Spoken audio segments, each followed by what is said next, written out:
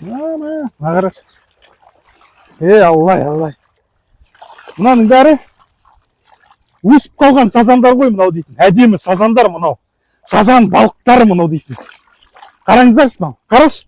Мынаның мәлөгін мысалы бәленбай теңгеден сатады. Шымкент жақта, басқа оңтүстік жақта осыны кәдімгі. Мынау қазір өсіп қалған мынау дейтін.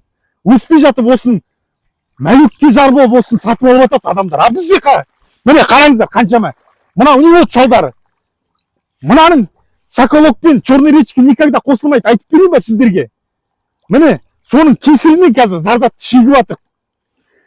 Алғанғы жылы жайықтан көп су келетін кезде, кейбір депутаттар жаңа барды да жайықтың бәрін ашып жіберді, қосылады деп. Қосылған жоқ. Алтыдан не істеді? Бүткіл Аққыстау, бүткіл бәрі Карабатан, бәрі су басып кетті. Салдарынан қаншама балықтар мына жерде бостан босқа қырылу үстінде тұр. Бостан босқа қырылады ертең мынаның бәрі. Су қайтып жатыр қазір дейді. Ал 93-94-те қалай су басты сіздерге айтып берейін бе? 93-94-те су көп болды. Жайық пен теңіздің қосылатын сағасы 7 метр болды. Жайықтан келген су дамбының бәрін басып кетті. Ал өздеріңіз көрдіңіздер бар ғой.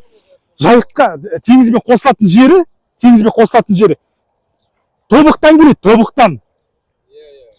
Осыны ашып жіберді. Міне салдарынан қазір міне қаншама балықтар бостан босқа қырылып жатыр. Сазан балығы мынау, қараңыздар. Бостан босқа қырылады ертең. Әне өліп жатыр, уже бастап жатыр. Әне, ал.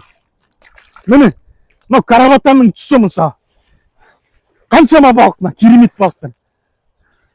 Экология, табиғат, жанашырлар, қайдасыңдар?